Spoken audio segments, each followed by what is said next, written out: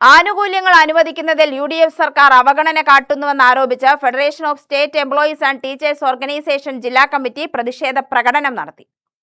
Palakkad civil സ്റ്റേഷന് മുന്നിൽ നടന്ന പ്രകടനം ജില്ലാ സെക്രട്ടറി കെ മഹേഷ് ഉദ്ഘാടനം ചെയ്തു. ഓണത്തിന് 4500 രൂപ ബോണസ് കഴിഞ്ഞ വർഷവും വാങ്ങിയ ജീവനക്കാരല്ലേ സംസ്ഥാന സിവിൽ സർവീസിൽ ജോലി ചെയ്യുന്നത്. ഓണത്തിന് 250 രൂപ അഡ്വാൻസ് വർദ്ധിപ്പിച്ച് 3000 രൂപ കൈപ്പറ്റിയ ജീവനക്കാരല്ലേ സിവിൽ സർവീസിൽ ഇന്ന് ജോലി ചെയ്തുകൊണ്ടിരിക്കുന്നത്.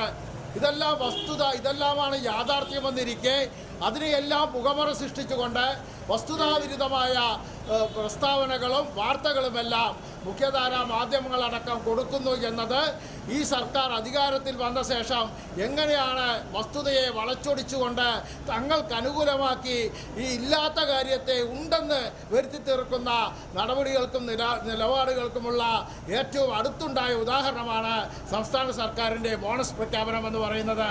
നോക്കൂ, സംസ്ഥാന സർക്കാർ സിവിൽ സർവീസിലെ ജീവനക്കാർക്ക് അണാ പൈസ ഈ പ്രഖ്യാപനത്തിലൂടെ വർദ്ധിച്ചിട്ടില്ല എന്നതാണ് യാഥാർത്ഥ്യം. എന്താണ് ഇപ്പോൾ 2016 കഴിഞ്ഞ ഇടതുപക്ഷ സർക്കാർ ഇവിടെ അധികാരം ഏറ്റെടുക്കുമ്പോൾ സിവിൽ സർവീസിലെ ജീവനക്കാരുടെ ബോണസ് എന്ന് പറയുന്നത് 3500 രൂപയായിരുന്നു.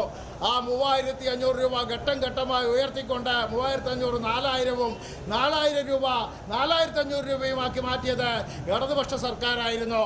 ഇപ്പോൾ പ്രചരിപ്പിക്കുന്നത് എന്താണ്? ഇത് 500 രൂപ വർദ്ധിച്ചു ബോണസിൽ എന്ന രീതിയിലാണ് പ്രചരണം വരുന്നത്.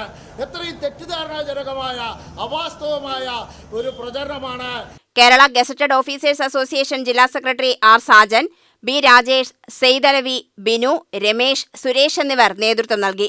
ജീവനക്കാർക്കും അധ്യാപകർക്കും അഡ്വാൻസിലും ബോണസ് പ്രഖ്യാപനത്തിലും സർക്കാർ അവഗണന കാണിച്ചുവെന്നവർ കുറ്റപ്പെടുത്തി. UTV news, Palakkad.